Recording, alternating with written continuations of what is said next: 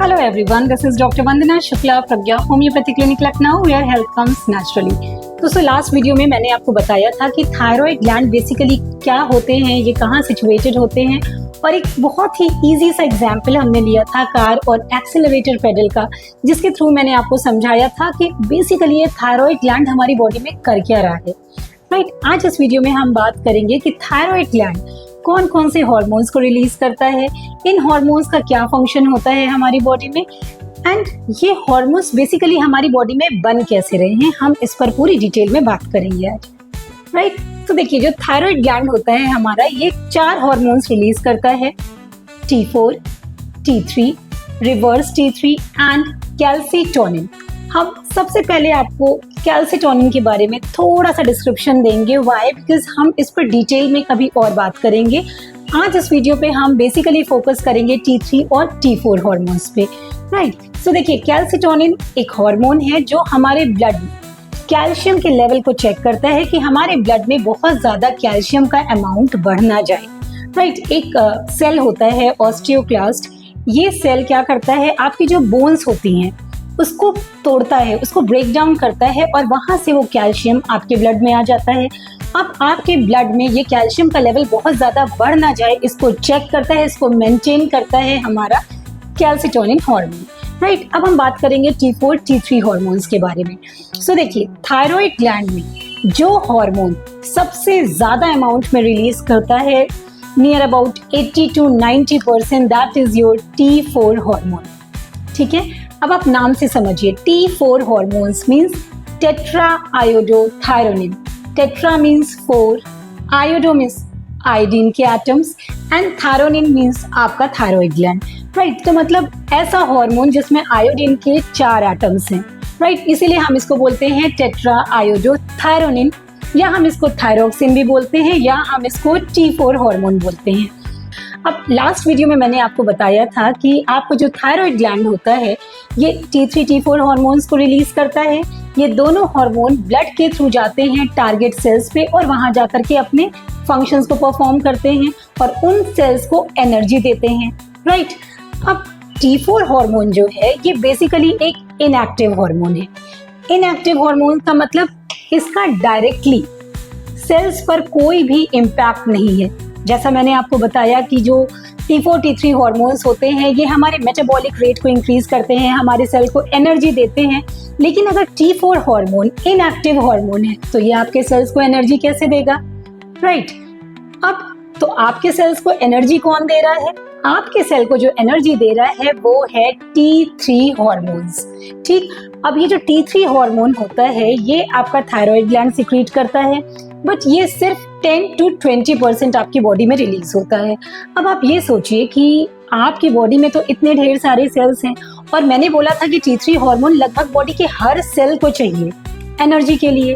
अब बॉडी में इतने ढेर सारे सेल्स हैं, उनको इतने ढेर सारे फंक्शंस परफॉर्म करने होते हैं, हर एक मिनट पे, हर एक सेकेंड पे, इवन जब आप सोते भी रहते हैं उस दौरान भी हमारी बॉडी में सीरीज ऑफ केमिकल रिएक्शंस चलती रहती हैं।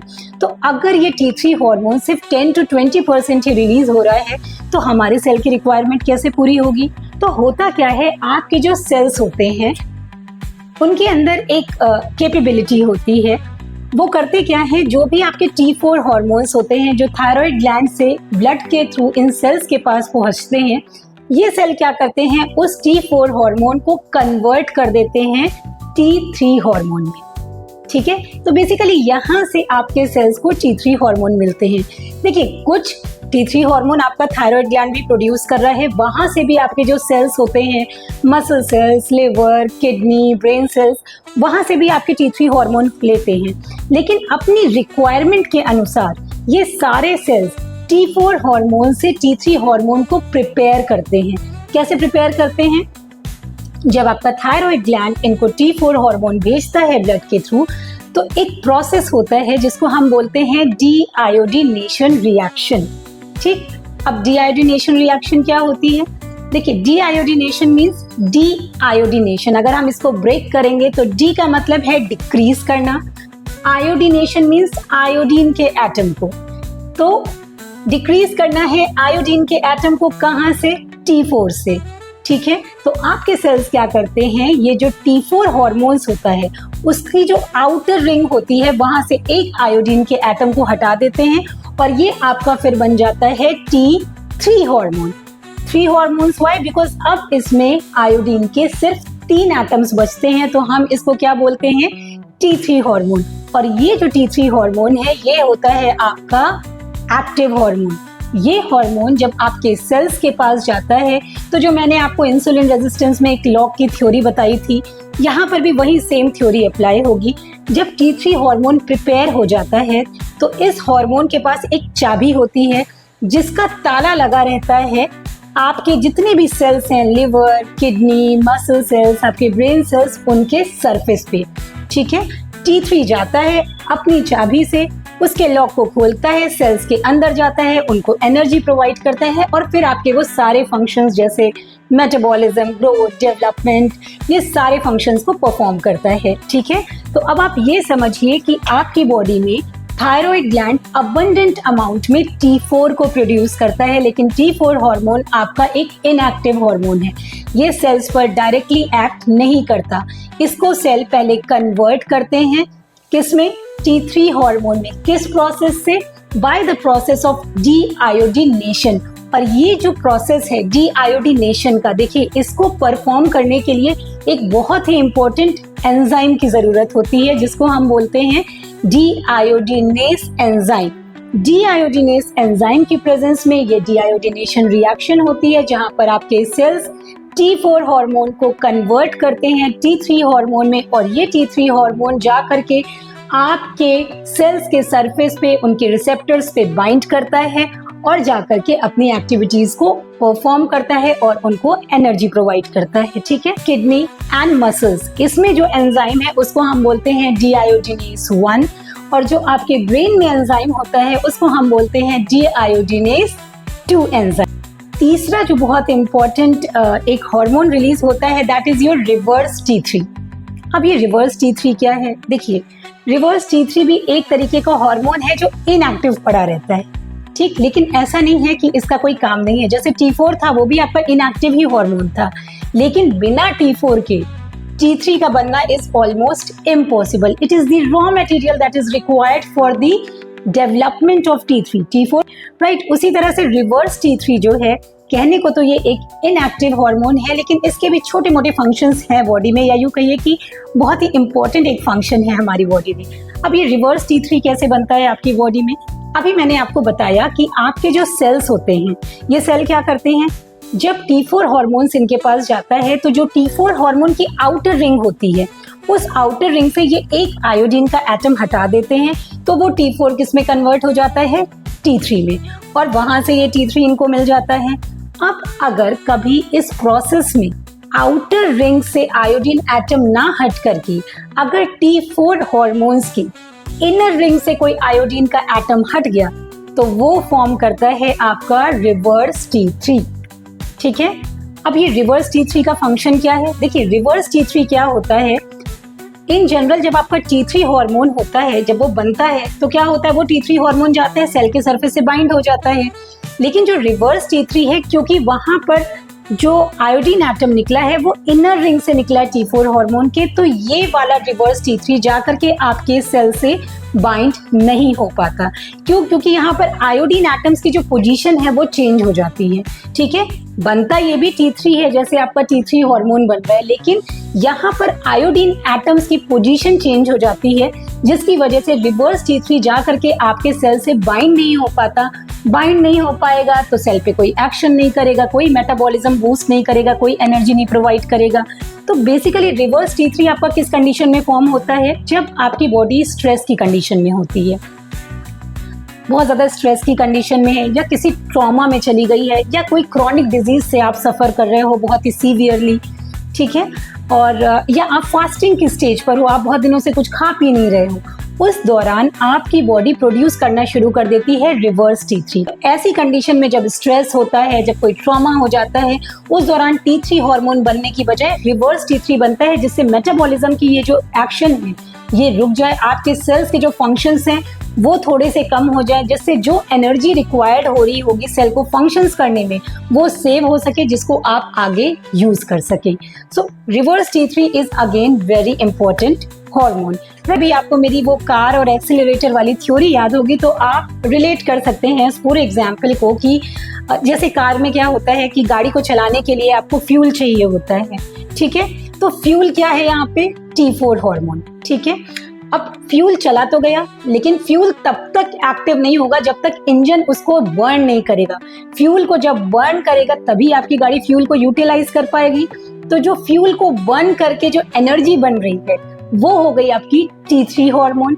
और रिवर्स T3 क्या है? ये काम करेगा ब्रेक की तरह, ठीक, कि कब आपकी बॉडी स्टारवेशन में है या कभी आपकी बॉडी फास्टिंग में, किसी इमरजेंसी सिचुएशन में तो आप ब्रेक लगाते हैं ना, उसी तरह से इमरजेंसी सिचुएशन में आपका रिवर्स T3 फॉर्म होता है, जिससे मेटाबॉलिज्म का प्रोसेस स्लो हो जाए और आपकी एनर्जी स्टोर हो जाए। सो आई थिंक ये कॉन्सेप्ट आपको क्लियर हो गया होगा। अब हम बात करेंगे कि ये जो T3 T4 हार्मोन्स होते हैं ये बेसिकली बनते कैसे हैं हमारी बॉडी में। तो देखिए, जब आप थायराइड ग्लैंड को लेंगे और आप उसको माइक्रोस्कोप से देखेंगे, आप उसका एक थिन सेक्शन कट करेंगे, माइक्रोस्कोप के अंदर उसको देखेंगे, तो आप क्या पाएंगे? वहाँ पर बीच में एक छोटा सा ल्यूमेन होता है, एक कैविटी होती है, ठीक है। और उस कैविटी के अराउंड सेल्स प्रेजेंट होते हैं जिसको हम बोलते हैं फॉलिक्यूलर सेल्स, ठीक है। ये इस फॉलिकल सेल्स के पैरेलली इनके अराउंड कुछ और भी सेल्स प्रेजेंट होते हैं स्कैटर्ड वे में, जिसको हम बोलते हैं parafollicular cells. Why parafollicular cells? Because these cells are present parallelly to the follicular cells, hence named parafollicular cells, ठीक। तो बीच में आपने एक छोटी सी कैविटी देखी, उस कैविटी के अराउंड आपने क्या देखा? छोटे छोटे फॉलिकल सेल्स हैं, बहुत ढेर सारे, और उस फॉलिकल सेल्स के ऊपर थोड़ा सा स्कैटर्ड वे में आपको पैराफॉलिक्यूलर सेल्स देखने को मिलेंगे।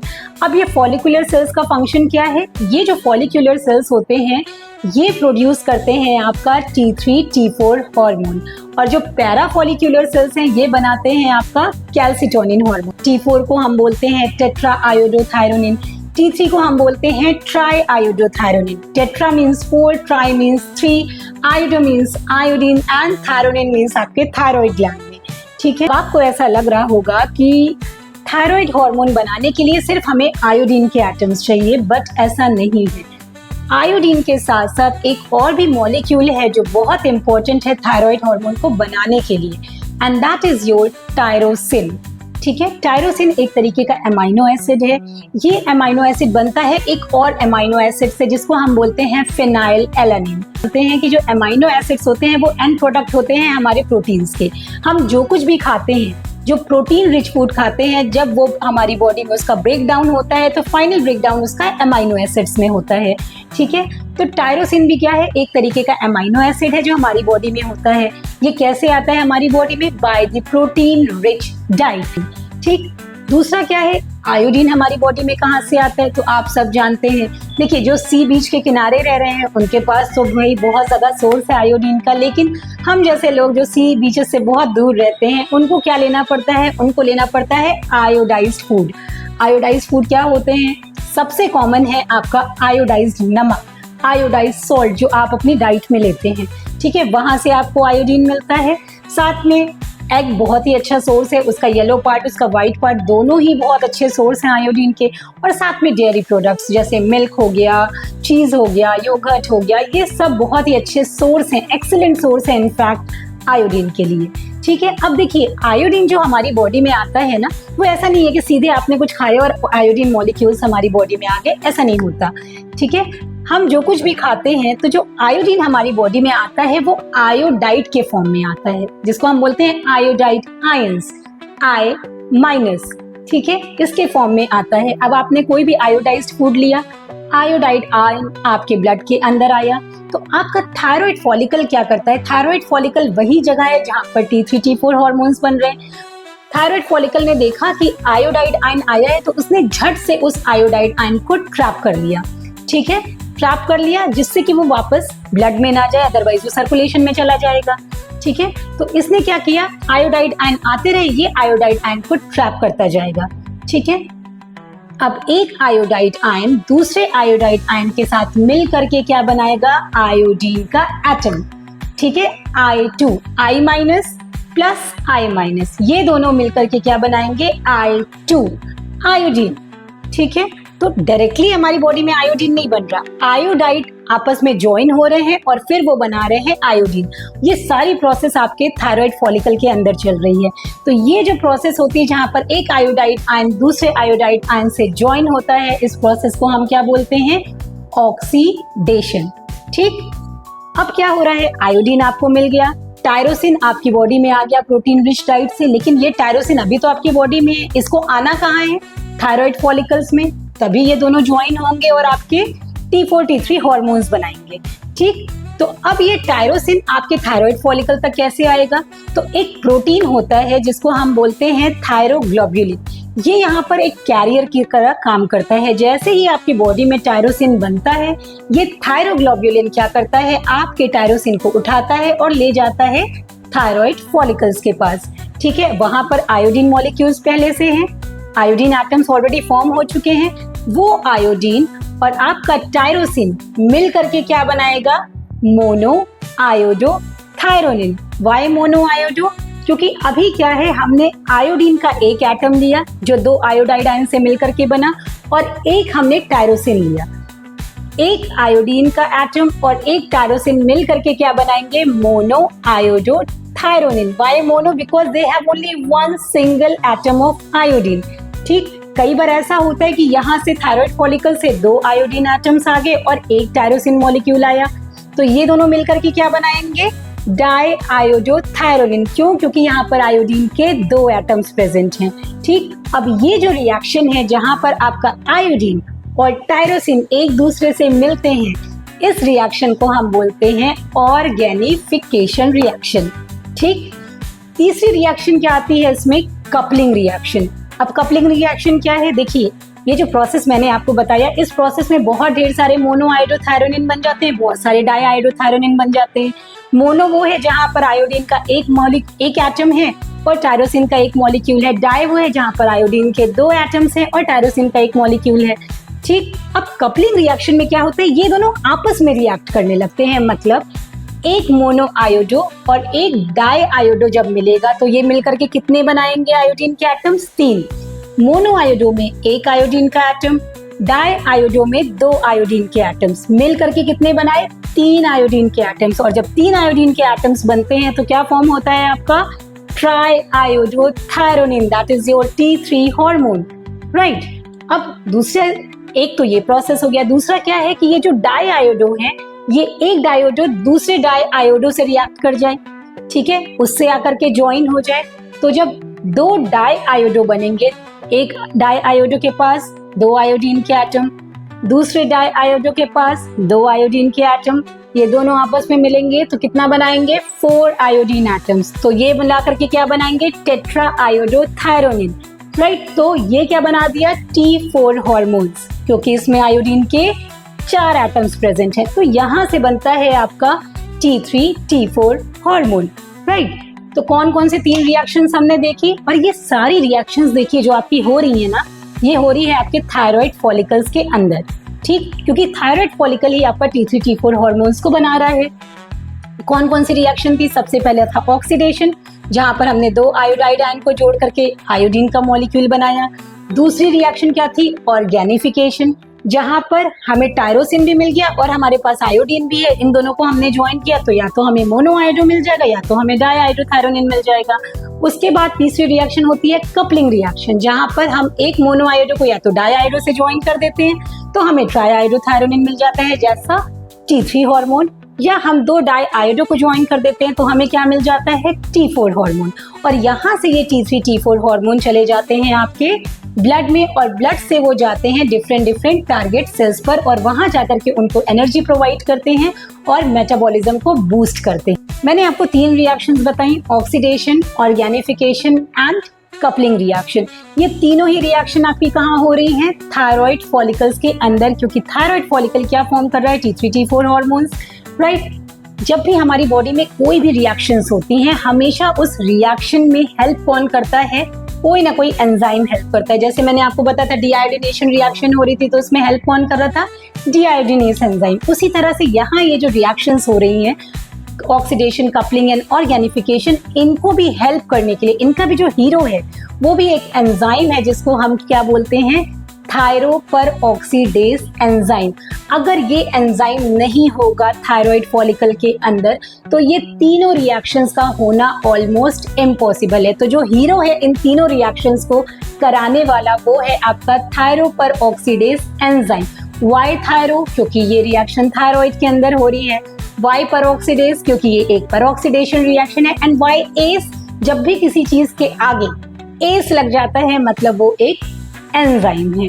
ठीक है, सो आई थिंक आपको ये कॉन्सेप्ट कि हमारे थायराइड फॉलिकल्स में कैसे T3 T4 हार्मोन्स बन रहे हैं और किस तरह से T4 T3 में कन्वर्ट हो रहा है, ये कॉन्सेप्ट क्लियर होगा।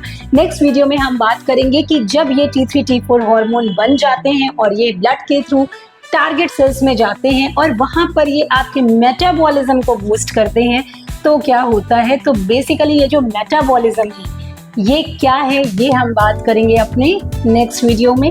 So thank you so much for watching this video. अगर आपको ये वीडियो अच्छी लगी हो तो प्लीज़ इसको अपने जानने वाले लोगों में शेयर करिए, मेरे चैनल को सब्सक्राइब करिए। Thank you so much for watching. Take care, bye bye.